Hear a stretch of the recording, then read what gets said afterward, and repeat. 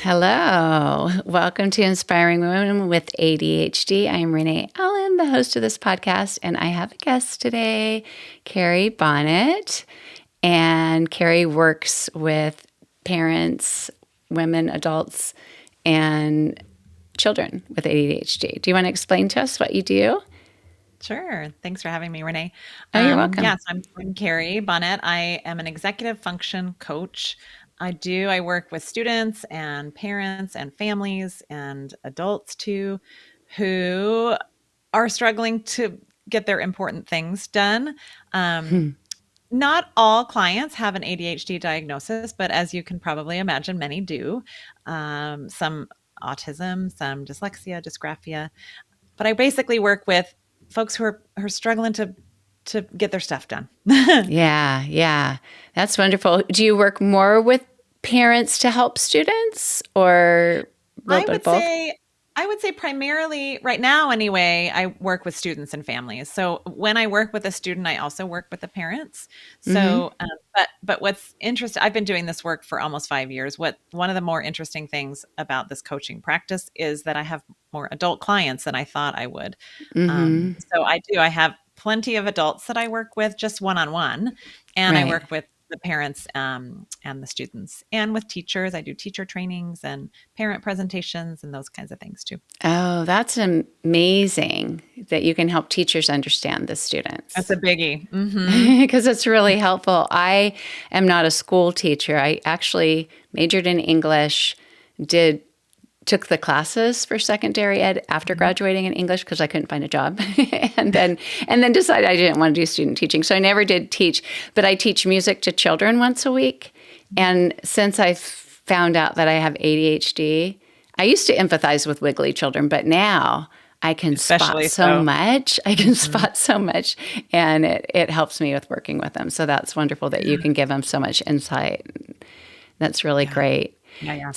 So what I wanted to talk to you about today, more pertaining to the women, but if anything else comes up that's related to kids who have ADHD too, is why it's important for us to have routine, consistency, systems in our lives, because there's that paradox of, okay, I know I need to do this, but it's really hard to set it up. It's hard to be consistent with it. Right. So if Right. you Hard could to talk a maintain. little bit about the why part first and then maybe the how and that sort of thing after. Sure. Sure. I mean, you can probably imagine I feel real strongly about routines. Yeah, I mean, a thing about routine and structure and is that brains really like it and need it, to be honest. The why behind it is that whenever we have to navigate anything new, Mm-hmm. then the prefrontal cortex, the front part of our brain, has to work extra hard to figure it out. Yeah. And so we're spending so much brain energy on newness, on Mm-hmm. change. And if there is structure and there's some routine and some consistency, then we don't have to our brain we can give our brain a break a little bit. Right. Where you're setting it up for success Right. instead of struggling to keep it keep Exactly. But afloat. on the flip side, I mean, maybe you can relate too, but on the flip side of that is brains with ADHD often don't like structure.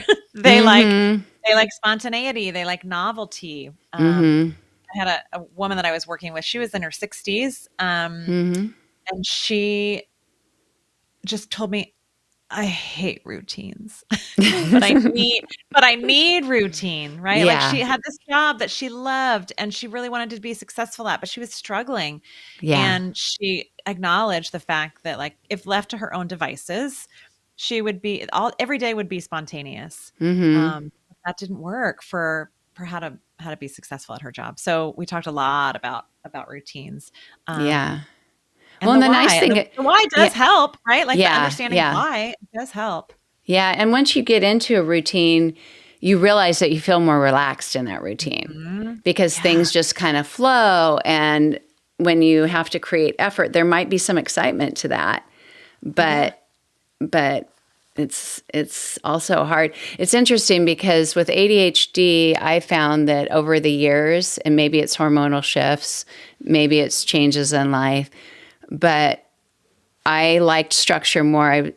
That's built into you when you go to school. Yes. Wake up, go to school, and girls seem to like order. At least, I don't know. I feel like maybe that's one of the reasons we do better in school. We kind of know what we need to do. We figure it out. The boys, maybe I'm not a good little soldier. I don't like to march in line, just let me go. But the older I got, I look back at my college years. I could write a schedule. I could go to my classes. I could do that.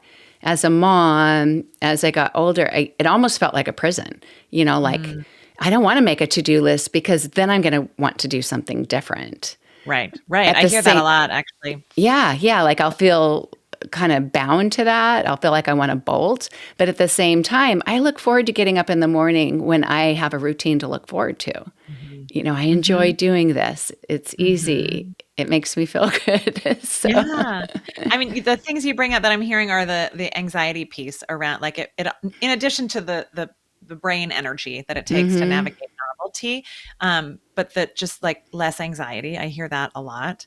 And then, I was thinking too about, you were saying that structure, students, when they're going to school, there's a lot of structure. Not only do you have to get there, but like at school, there's a lot of structure. But a lot of times the adult clients that I work with will be after school, like either their first job. There's a woman I'm working with. She graduated law school and she kind of managed through school and then was like, oh gosh, how do I do this without the structure of school? So I hear that kind of a lot too with the adult clients I work with. Yeah. Is that they wish there were more structure. And a lot of people are working at home, remote jobs and things like that. And that's really tricky too. So yeah, because I find myself thinking, no one is telling me this is important but me. So do I even need to do it? And then that can lead to the overwhelmed thing and not being able to get yourself to do something. Because then you start to question, which thing should I do? And I also used to hear a lot with stay-at-home moms that it was hard versus full-time work because you didn't have that structure. And for me, I have 6 kids and was a stay-at-home mom. And I felt a lot of liberty being able to be home, but I feel like my children drove my structure. What time we needed to get up, they needed to eat lunch. Once they didn't need me to make them dinner anymore, I stopped making dinner. I really only did it because I knew that's what they needed. Once that wasn't there. Yeah. It's funny because I see, yes, I hear that for sure, that like any little bit of like nap time has to be at this time, bedtime, wake up, whatever. They need to eat. But also on the other side of that, like with the students, like that they, the school day is their structure. Their parents are their executive function, right? Like you probably had to behave as the executive function for your kids for a while. I certainly did when mine were young, which is okay. Yeah. But again, comes back to the, like, what do I do when I'm outside of that structure? And that's an interesting thing to talk about too, is if you are the executive function coach for your child, which I have been, at least 3 of my kids have ADHD. And so the child who forgets to put his homework in his backpack, and you're saying, put it in your backpack, baby. When you get to, then you find out they didn't turn it in because they forgot to take it out of the backpack. And so then you're saying, remember to, you're doing that now. Don't forget, And I see myself now, my youngest son is in college. He wants to go to dental school and medical school, and he's amazing. He's amazingly gifted with testing and anything like that. But I do find myself having to pull away from trying to manage him. Like, did you remember to do this? Did you remember to do that? Because I know he needs to learn how to do that. And he does to some degree, but then you're afraid, like, not to be there to wake him up for school. I mean, as a parent, you want them to be successful. There's no shame in that. Yeah. But what you say is true, right? That he will live on his own someday in the world. Yeah. And need to be able to manage, keep gas in the car and pay the bills on time and all the things. Which brings us also to the fact that, sure, I work with a lot of students. I'm a teacher by training. That's where I come to this work. Yeah. That I was a classroom teacher for 14 years. And yes, it's their school skills for sure. You mentioned the backpack and the turning in the homework. But it's life stuff. It's also life skills too. So I feel so strongly about just making sure that everybody knows about executive function, that it's a real thing, it's a brain thing, Yeah. and then that it's life stuff. We need this to be successful in school, sure, but also in life. Yeah.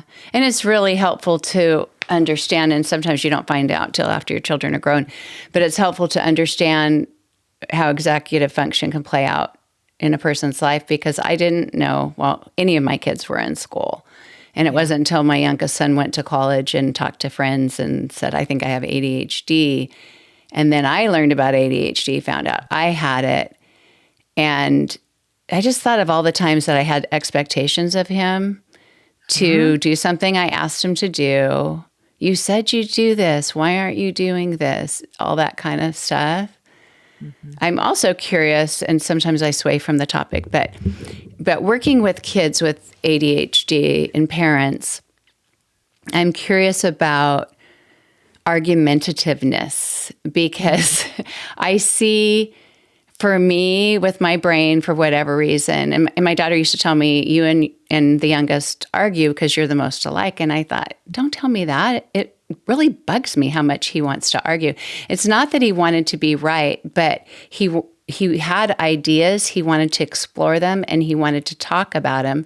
And if something didn't make sense in his mind, or if he didn't feel understood, he wanted to continue to talk about it. My oldest daughter now sees that in her son. He'll need to express it.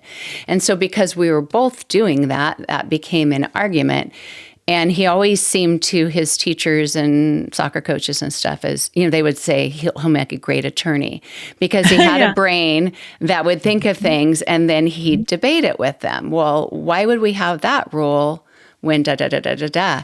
And I'm just wondering, what is that in the ADHD brain that kind of stops with something and can't accept it because they have so many other ideas that they want to express? Gosh, I don't even know. I wouldn't call myself an expert on ADHD, so I'm not totally sure. Although I will say that you're not alone, and your daughter is not alone, and those coaches are not alone, that there are definitely kids who kind of get stuck on things.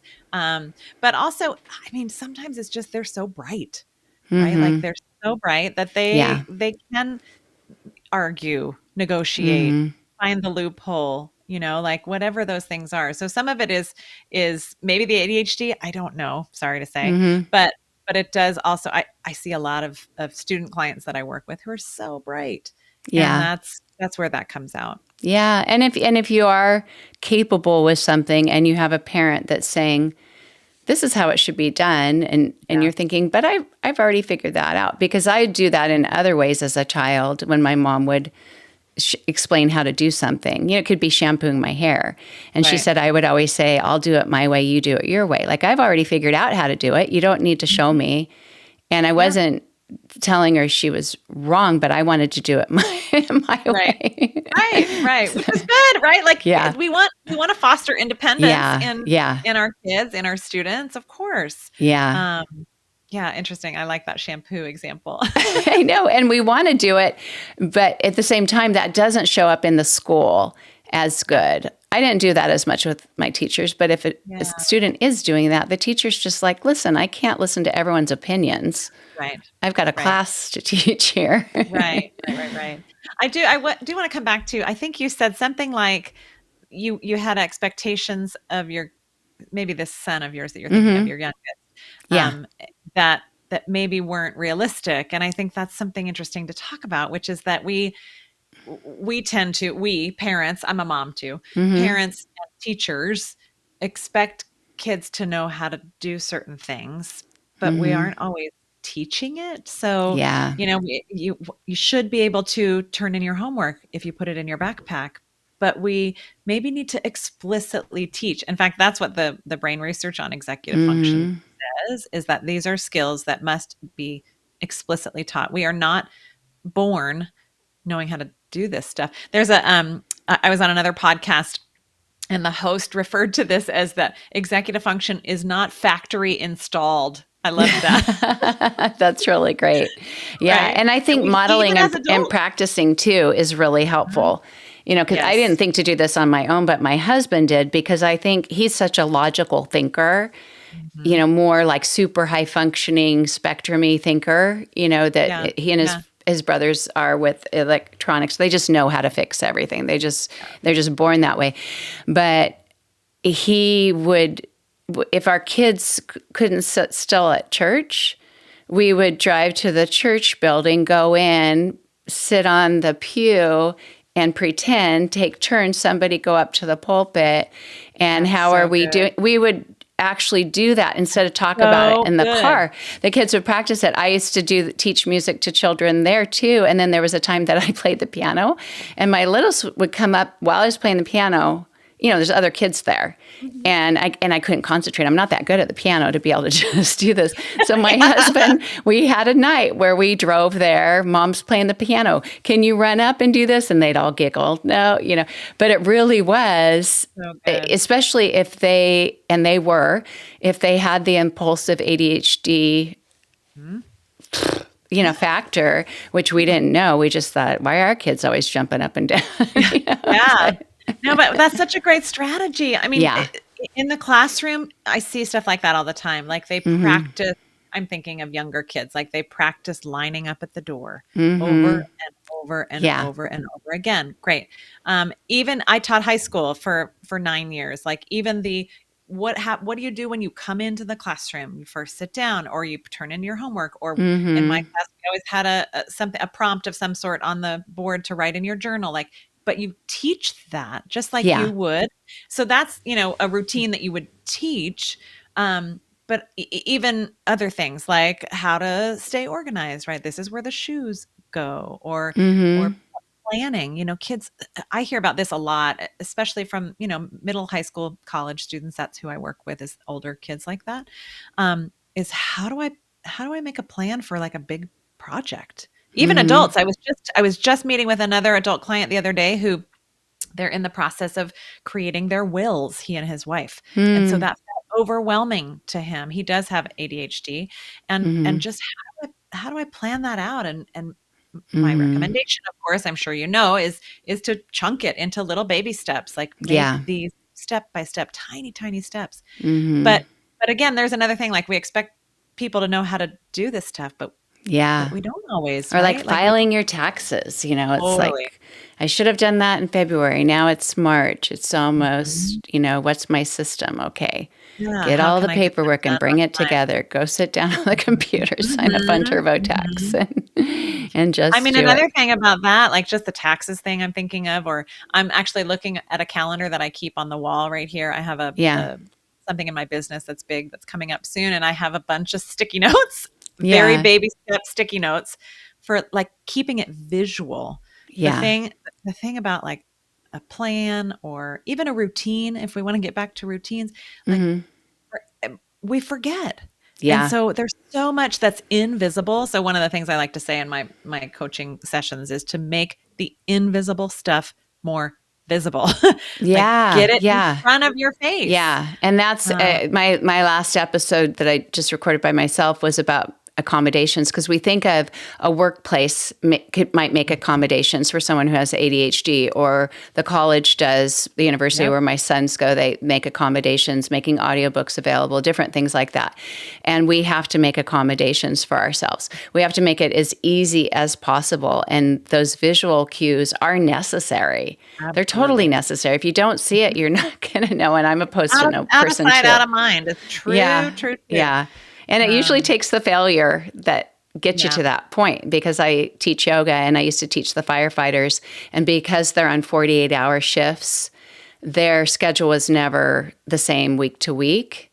And different departments would have a different time of day. So it was always mixed up. Yeah. And the one day that I get a text that says, I hope you're okay. You didn't come this morning. It's okay. We played ping pong. I thought, oh my gosh, I can't believe I forgot that. Like every single time, even though it's on the calendar, I'd have a post-it that was written in with a Sharpie that just went on the wall every day that Mhm, I had to teach. mhm. And Yeah. before I I discovered mean, alarms on my phone. oh, I love that. I love alarms Yeah. on the phone, which can Yeah. be, I mean, I have alarms constantly because Yeah. my brain will not remember. I do not have an ADHD diagnosis, Mm-hmm. and my brain is not great at certain things, Yeah. Yeah. which is remembering things like that. So, Yeah. I'm very upfront about the challenges that my own brain has for sure, Yeah. and that's a great strategy. I mean, the phone is slippery, a little tricky Mm-hmm. sometimes, right? Like Yeah. slippery Especially slope, if you don't know where it is. right? Right. Yeah. But that's been a game changer for me. It's just said, Yeah. and I do it the night before. I don't know, when do you set your alarms? I set mine the night before too, and I have some that are recurring, but Mhm. it gets tricky for me too because I do teach on Zoom to people in California and I'm in Florida. It's Yeah. because I moved from one to the other. So remembering the time zone thing and I'm getting it down, but then sometimes the calendar mixes it up. And so I just Yeah. think I can't rely on the calendar to get that right with the Zoom link and stuff. I have to Yeah. just like I don't know. It's Well, tricky, you but have to it's process it first, right? Like to yeah. make sure you know what time. Okay, 10 o'clock is Yeah. okay. But Yeah. then also offload it somewhere so you don't Yeah. have to always keep it on your Yeah. mind. Yeah, I have to have Um, kind of the planning session with my planner out, my mhm, computer. What did I email to somebody? What did they text? Da, da, da, da, get it, if it mhm. changes. Because I don't have a predictable schedule Yeah. with certain people that I work with and that can be life. It's funny, my grandchildren who live here are pretty young. They're 5 and 7 and 4, I think. But and one on the way, due probably next Wednesday or Thursday. But Oh my goodness. yeah, yeah. But my granddaughter made a comment about how they call me Marma, how Marma has clocks in so many rooms. I thought you Mhm. bet. I thought doesn't everybody, but I I guess know. not. Here's mine. Oops. I was gonna just show you mine that I keep right here by my Yeah, desk. and I've got one We right have there. we You have like these to be able all to over the house. glance. Yeah. Uh-huh. You have to be able to, especially if you're around people, you're working on something, you don't want to go in another room to find out what time it is or go Mhm. find your phone or whatever. You want to just be able to, you know, Yeah. kind of like in the Insight, like car, see how fast you're sometimes going. eye level, yeah. I mean, I keep like I said, I have this little guy right here at my desk, Yeah. but we have these like, these are great for alarm clocks too. I use one as Yeah. an alarm clock, Yeah. but also at the base of the TV in our house, that's where that one is for our Yeah. kids and myself to just glance. I mean, you make Yeah. a good point that you need to just be able to look wherever you are. So keeping those, I'm glad to know as an executive function coach, I am glad to know that you have clocks all over your house. I do. I even put one up in our bedroom. I have one, I mean, I've got my phone, but I have one that I can see in front of my bed if we watch TV in our room or something. But I learned that I sleep on the side that faces our bathroom and there's kind of a little hallway toward it. So I bought a really big clock that I could see in the morning if the light's not good, so that when I Yeah. wake up, I can just open my Yes. eyes and not even have to get up and see it, close my eye. Like if it's too early to, or whatever. Yes. It's my Yes. first thought is the Uh-huh. clock. What time is it? Yeah. Did I mess up somehow? Yeah. Well, and I And so, think what you're saying is that big one an analog clock like yeah, this? yeah, Yeah. yeah. All of So my I mean, clocks are analogs except for my computer. I know They we've don't. got kind of gotten away from like talking about routines and stuff, but like Mm-hmm. that is, I think, critical actually, Mm-hmm. is that brains understand time so much more when you're looking Mm-hmm. at analog versus digital. Yeah. I get a little Yeah. pushback from students on that sometimes, partially because some of them say they didn't really learn how to tell time. Yeah, they didn't learn how to read the clock. Yeah, and the Hmm. kitchen gives you, microwaves, ovens, everything. They Yeah, give you that's probably our only ones with numbers. And right, even that kind of messes me up sometimes, especially if the right, power goes out. Then it's like the power right. went out. I don't even have a clock in there and it's But messing me like, up. just think about, you have to do some math when you look at a Mm-hmm. digital clock. But Mm-hmm. if analog, I mean, you see the time passing. Yeah. It's so anyway, I It tells love you an your analog time of clock. day. I love an analog clock. Mhm. Yeah. So let's talk about the system. So tell me the difference between a system, because I have an Mm. idea, but I'm curious if it's the Yeah. same as yours. The difference between a system and a routine. Well, I think in my mind, a system is the tools that you use that you have in place. So I'm thinking of like a system where well, let's just make a simple one in the kitchen where the silverware drawer, like everything Mm-hmm. has a home, right? Like that's the system for Mm-hmm. putting where the silverware goes or something like that. But the routine to me is more steps, I guess. What happens when you wake up? Do you shower right away? Do you Mm-hmm. get breakfast right away? Do you let the dogs out? Do the routine is sort of the steps or the time, like Mm-hmm. going through time Mm-hmm. for the morning, evening, Right. The before order which bed. order which it happens. Yeah, And yeah, yeah. Yeah. And kind of a difference. So like with laundry, your yeah, laundry system could be, I put the dirty clothes here and then I bring it in here. I put I have a system for how often I do it. right. I have a When the hamper system. get X Yeah. full, Yeah. I or when I'm hang out of the, underwear. yeah, exactly. Yeah. These things I hang up, but these things go in the dryer. And then I Mhm. bring it in my room, I fold in here.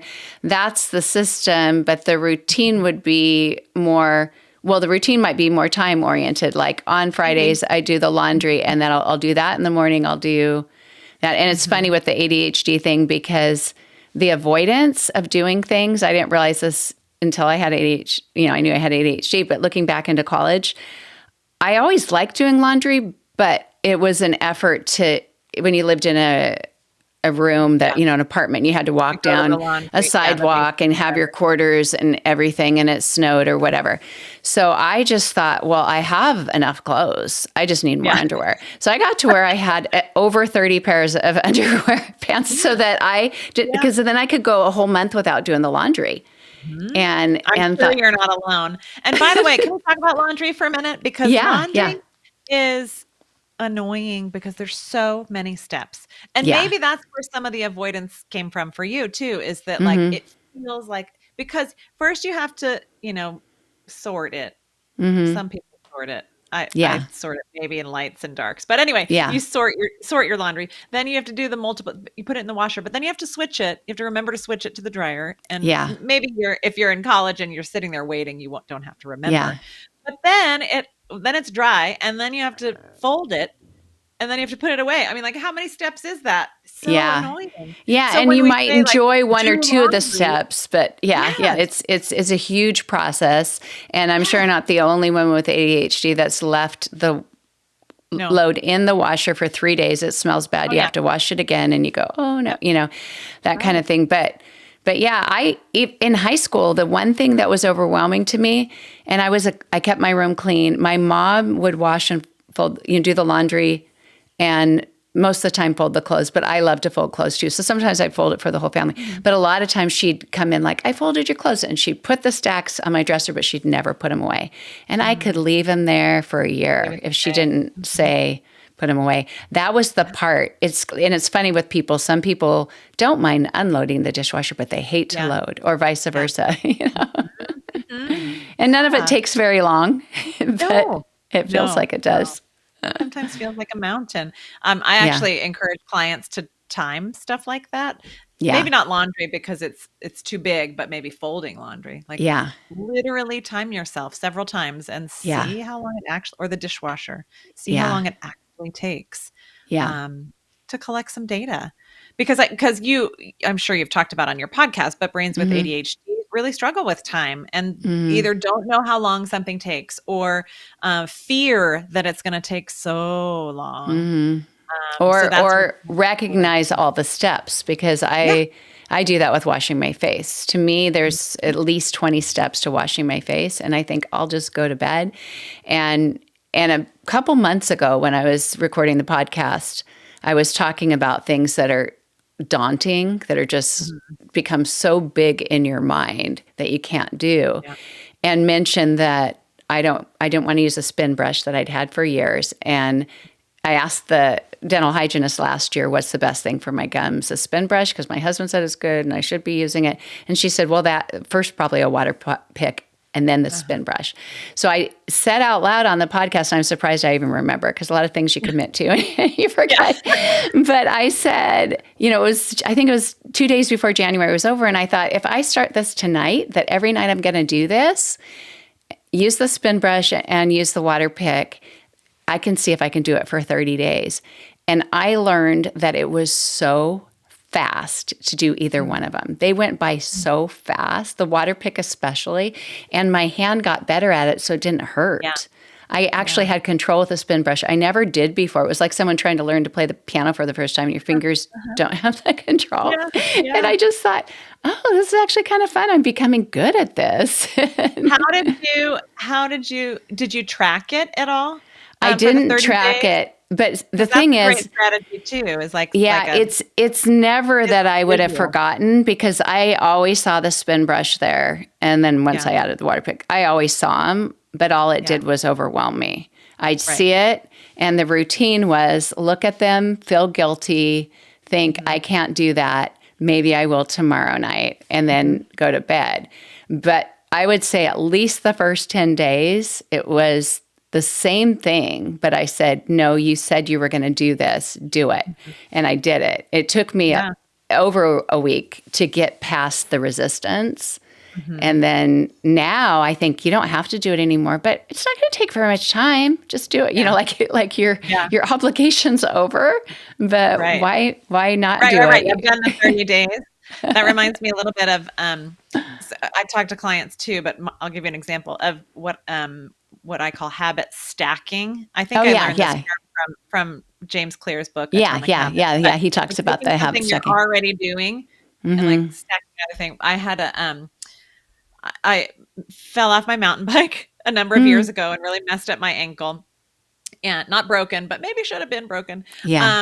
And went to physical therapy. And at some point during my PT sessions, I was telling my physical therapist, like, gosh, I really haven't been doing my exercises. And it feels like I can't figure out the time to do them. Well, they didn't take that long, but it was just a lot of calf stretches that I needed to do because of my ankles.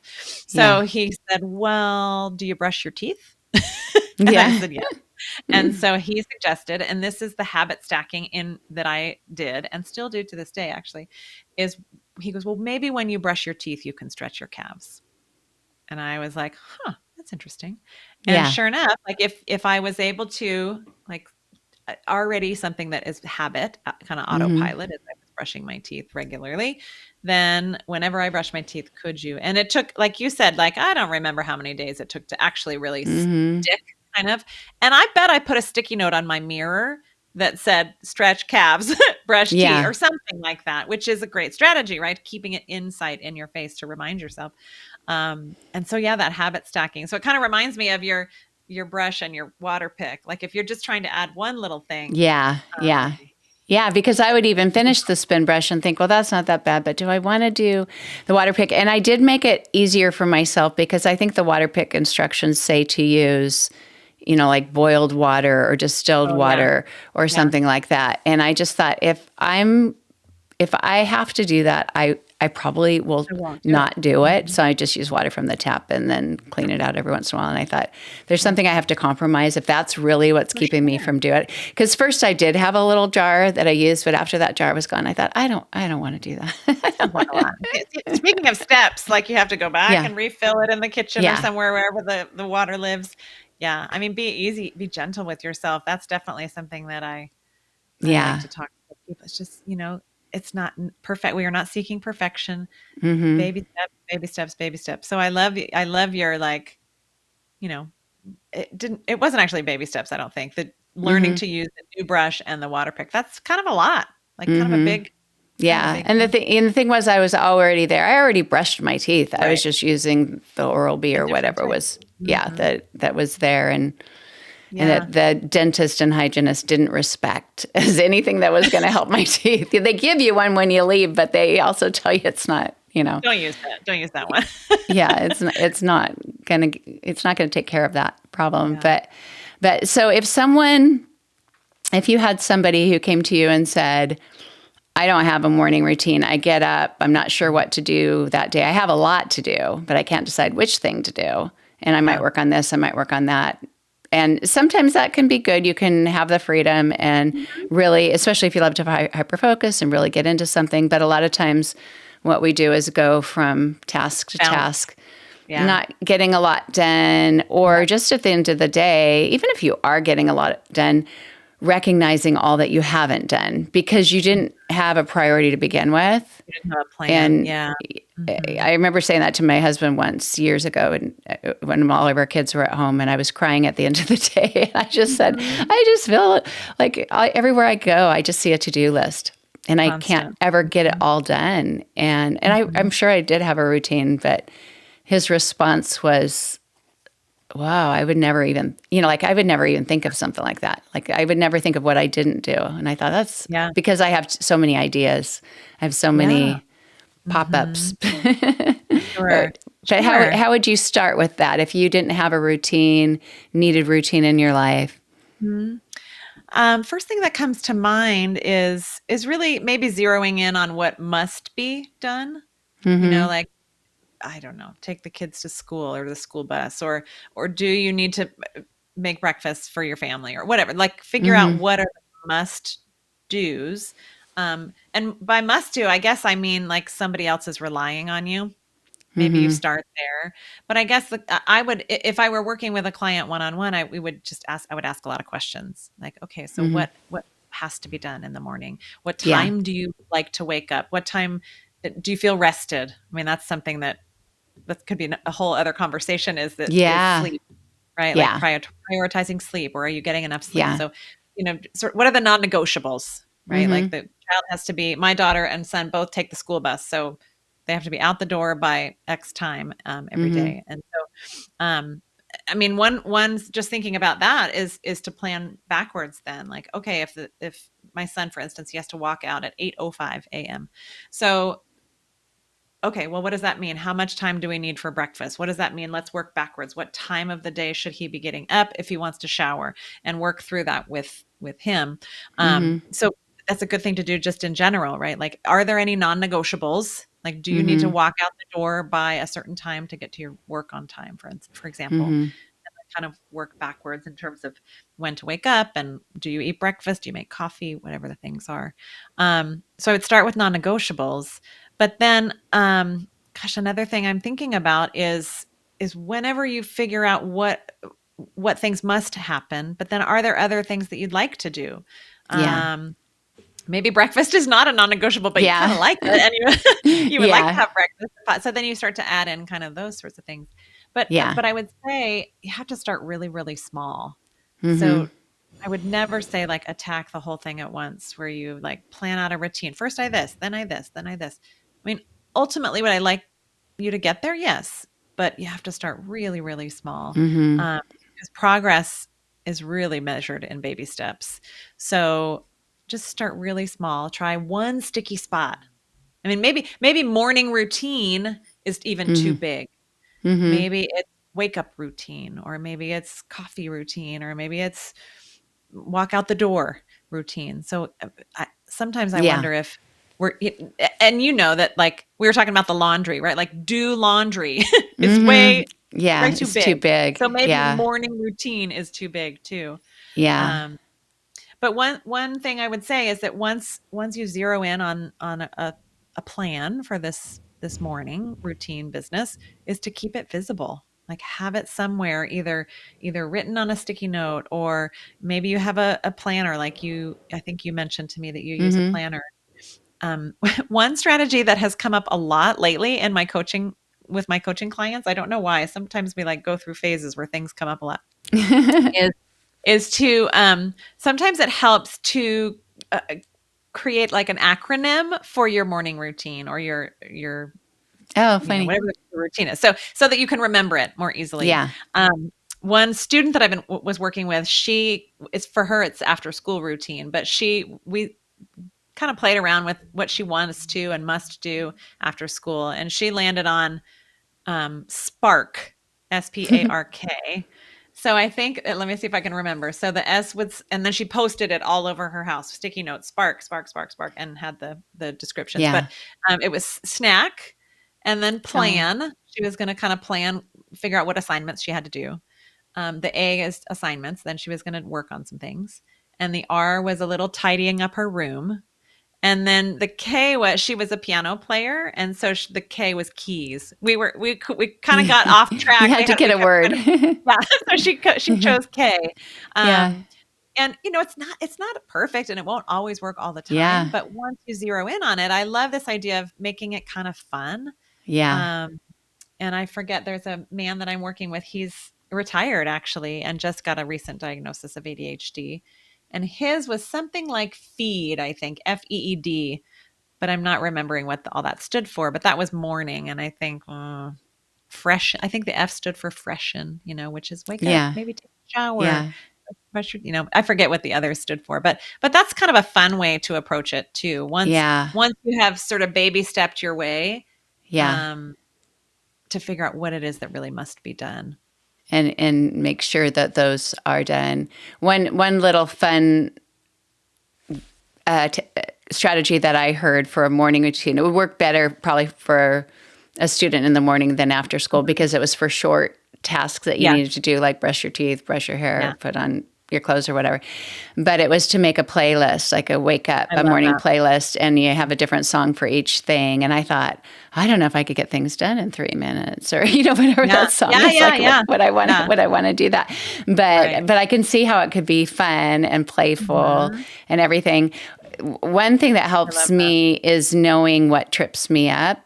Yes. And setting up a better system for the morning. And my mom taught me early on to set out my clothes the night before for school. And I always thought it was fun. I have that on my list right here. Oh, do you? A possibility to talk about. Yeah, and making like your lunch or your breakfast the night before too. Yeah. I get because I go teach yoga, so I get my water bottle ready. I get, make sure all my clothes are out. When I had my own room, when I was a girl at home, I would actually lay them out like it was a paper doll or something on the floor with the shoes at the bottom and stuff like that. But or even just deciding if I'm going to wear earrings or which earrings to wear or something like that, because those things didn't used to be a problem. In high school, I just put on cute earrings, or college or something. Now I think, I don't know. Do I, and then I think, but should I use, I get stuck just by trying to make a decision. And then I just think, don't worry about it. Don't worry about it. That reminds me too of sometimes I encourage people to, in some circumstances, is to just decide once. So maybe it's setting out your clothes the night before. That's always something you do. You decide, you always do that. Or maybe it's like Taco Tuesdays that we don't have to think about. Like, figure out a way to make life easier in terms of routines by just deciding once. Maybe for students, it's like my son, I think both of them, my daughter and son, both like to get home and pretty much immediately do their homework. Like, just homework time, we always do that. And then we move on. So just deciding once, like, this is what happens. This is when we do it. And that's what we've done in our house with keys years ago. My husband just said, I mean, a lot of people have a hook, but we used to have a little bowl and we'd put them in there. And now we have a drawer and it goes in the key drawer. It goes in the key drawer. And it helps a lot. Every once in a while there's a slip up, but it's... Well, that's a system, right? Good. Like you were asking about what systems. Yeah. Absolutely. And that's a really great system for organization. Yeah. I'm thinking my earring system, or my deciding once maybe, is just to put in a post. These aren't even, they're stuck. But, like, put that in, the ones that I can sleep with, and that's my whole week. And if on the weekend I decide to get fancy, I can change it. But because I like dangly earrings, but now that I teach yoga on Zoom, if I'm wearing this to be able to hear the client that I'm working with, they can't hear me because I have a different microphone, so that doesn't bug them. But it bugs me because it hits my AirPod, and I think, I love it. Decide once, and get rid of the rest of the earrings. Maybe that's why decluttering is so hard, because you can't just decide once. You can make your little rule list or something, but still you have to make decision after decision after decision. I did one time in college. It was before they had the giant Post-its, but I took a poster board and wrote some of those rules that people must have talked about before we had internet. But it was, do you need it? Do you wear it? Does it fit? And I'd have to look up at it. And if it was no, it was like, put it in the bag. Get it to the thrift store out fast. Of here. I love that. I also love those giant sticky notes, by the way.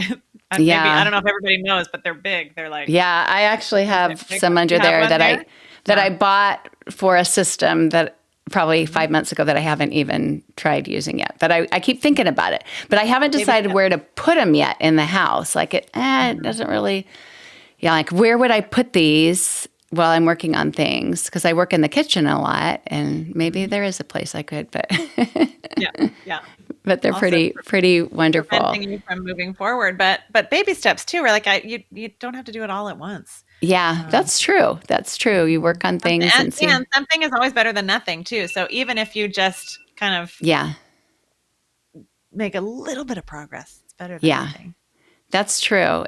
Just one little thing can make life easier. I mentioned the other day that I just came up with a system to not lose my computer glasses as easily, because I have one for my sunglasses. Let's hear it. What is it? Yeah, well, my sunglass system, this came up probably about a year ago, is I bought a shelf, put it by the door to the garage, and I have multiple pairs of sunglasses up there in case I lose a pair or something, and I can grab them and go when I'm leaving the house.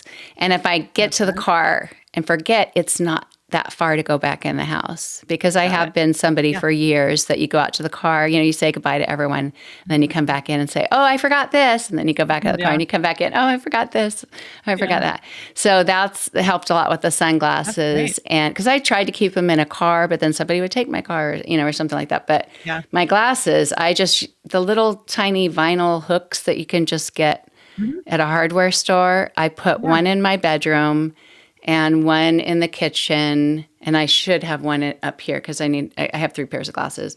But I usually, if I put them somewhere, they get knocked off or they get scratched, and I just put it right in there. And it's so because if I just it needs to have a home that's not on a counter or a dresser, because I have too many places that I'll just do this and not remember where that is. So.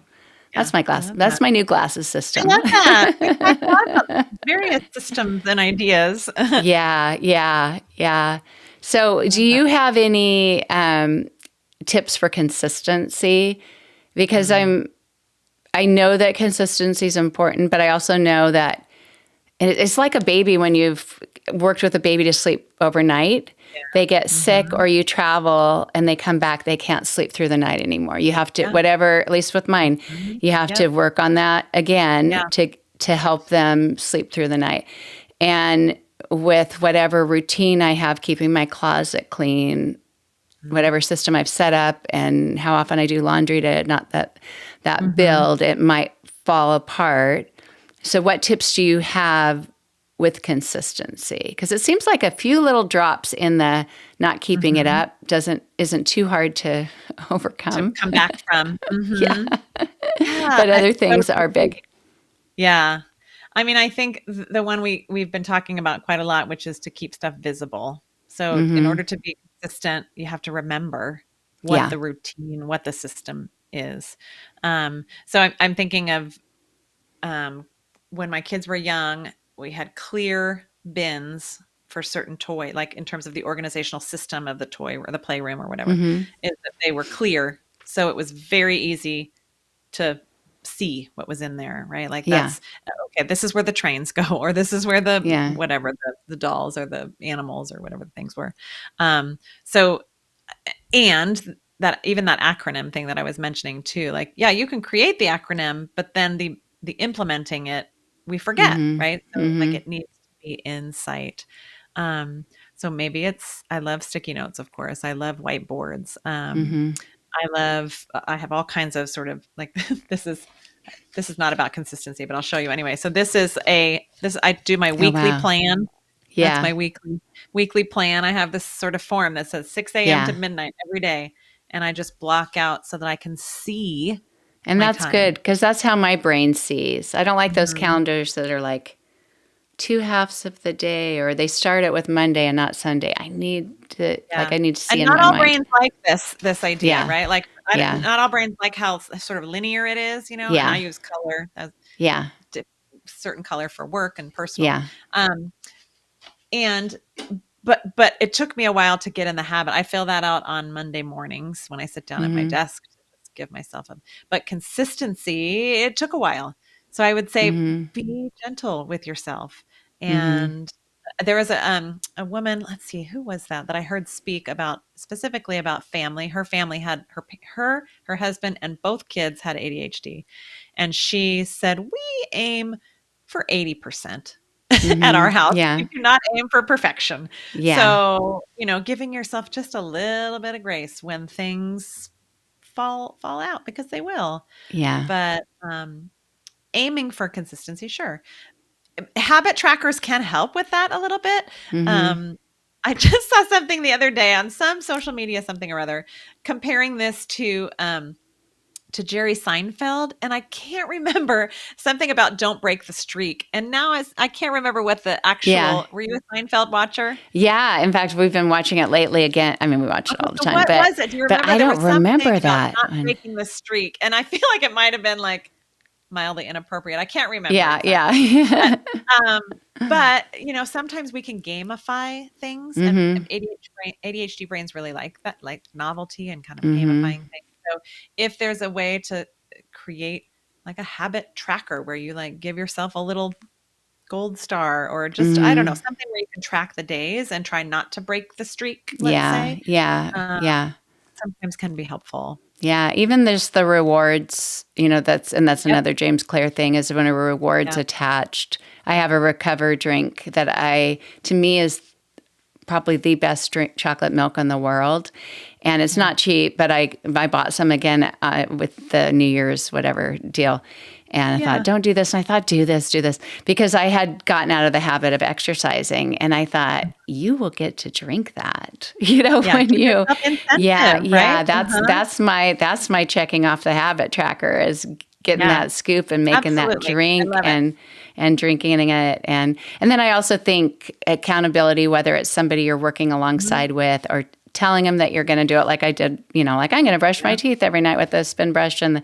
or checking in on your workouts or Yeah. talking to a friend. Yeah. Asking a friend to like, "Hey, I'm gonna try this thing, will you check in with me from time to time and ask me how I'm doing?" Yeah. Just some light, loving, accountability can be Yeah. helpful. Yeah. Mhm. Helping each other with things like that Mhm. is good because Yeah. sometimes we just need, I know that outer awareness helps us be aware Mhm. too. Because For it's sure. not always because we forget. Sometimes we don't forget, but sometimes I also think Yeah. sometimes just like I might overestimate how Yeah. many steps something has, sometimes I underestimate the impact that not keeping up with the system can have.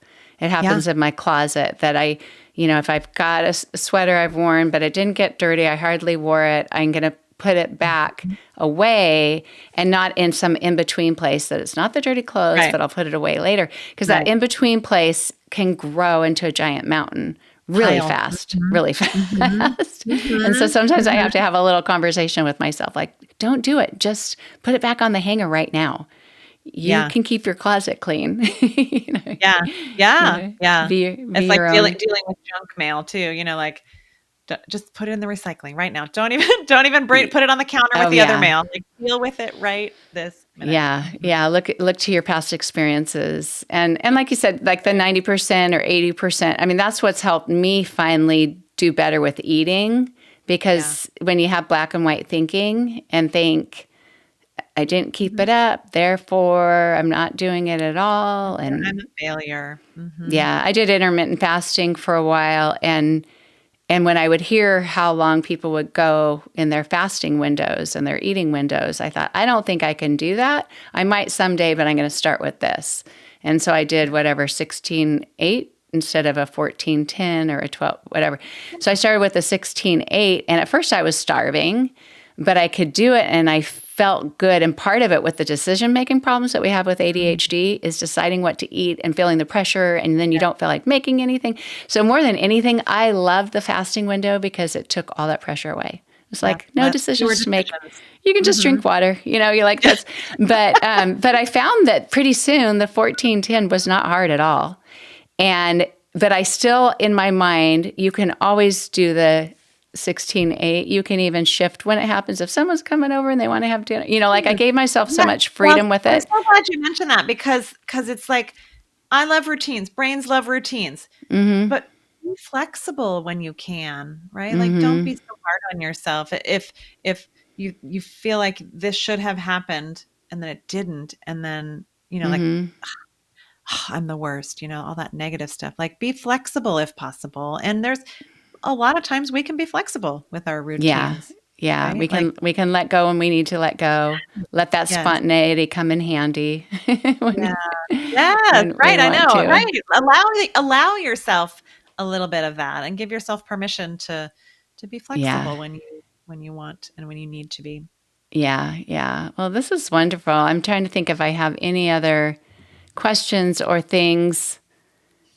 I think another thing that I thought of just with setting up systems can take a while, and Yeah. sometimes we can have a lot of great ideas and plans, and even the shopping aspect's the easy part. Well, if I just get a little robotic vacuum, and you can do Right. the purchases. I did this last year. I researched, read the reviews, went down the hyper focusing thing for Mhm. garden tools and buying a gorilla cart and all this stuff, and spent a whole day on the Home Depot website.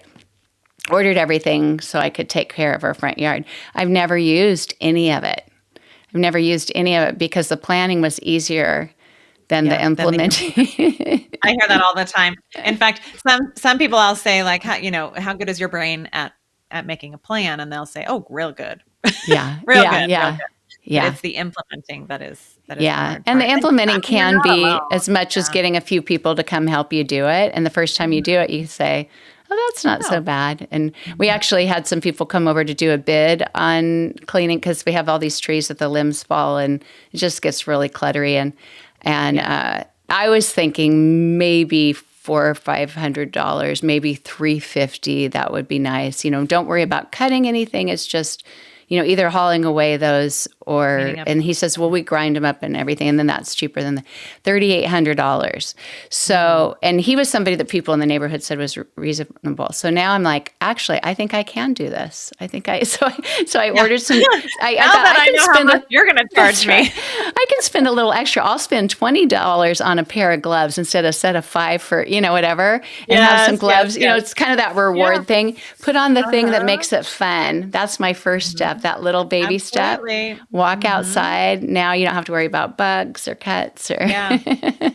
No, that's good. I mean, you And- wanna create some kind of fun, some novelty, yeah. something that's interesting.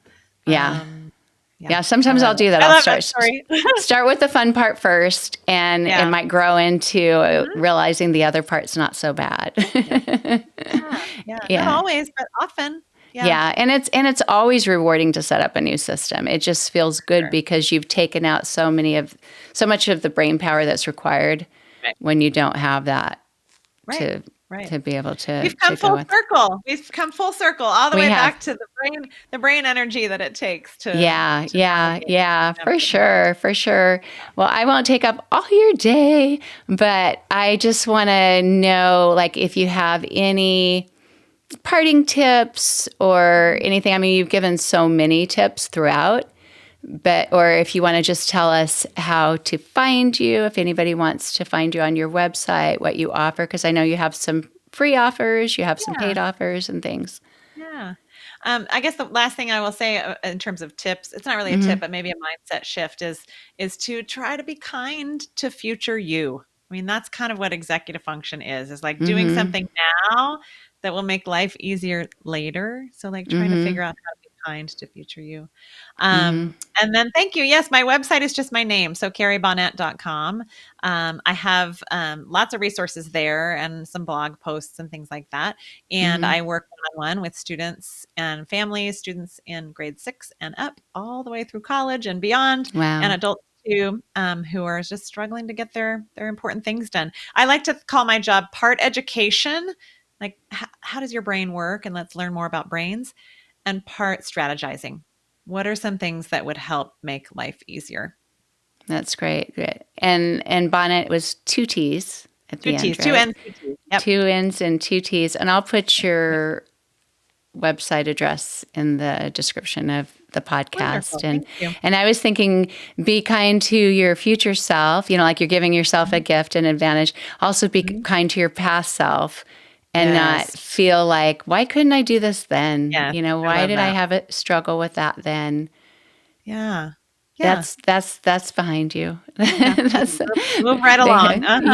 yeah, that's right. It's funny in yoga because I teach yoga, but it's not like I'm super with the yoga philosophy. I love a lot of it, but that's not my Mhm. deep knowledge. And in Warrior Two, when the arms are out wide, a lot of Mhm. people will do it like leaning way forward or hanging back, and they say, Yeah. like, don't be in the dead past or the Oh, I love imaginary that. future. Just be present. Be And centered. I but love that. I thought the dead past, like, I mean, obviously, I'm super Yeah. attached to memories and things, but you can let go of the things that Yeah. didn't work out or that you didn't do well, Absolutely. and not Absolutely. just dream about doing better, but to actually Mhm. doing something now I to love help that. with I love it. that. I'll think But about that anytime I'm doing my warrior yeah, you are yoga. too. I'm right here in the center. And what we used to say in Santa Cruz, because it was kind of the hippie surfer town, and then in LA it was, more businessy and stuff. So they Mhm. would say, like the people in LA are like, I got to get there, and the people in Santa Cruz are hanging back. But yeah, so all these little analogies. I have to think of one for Florida, but anyway, anyway. Well, thank you so much for being here. I'll be sure to put your information out if anyone has any questions. This will be on YouTube and on the audio podcast, but you can always write comments there, reach out to either one of us. But thanks so Thanks, much, Renee. Oh, you're Carrie. welcome. Thanks for having me. It was really fun talking to you. You too. I will see the rest of you again. Bye.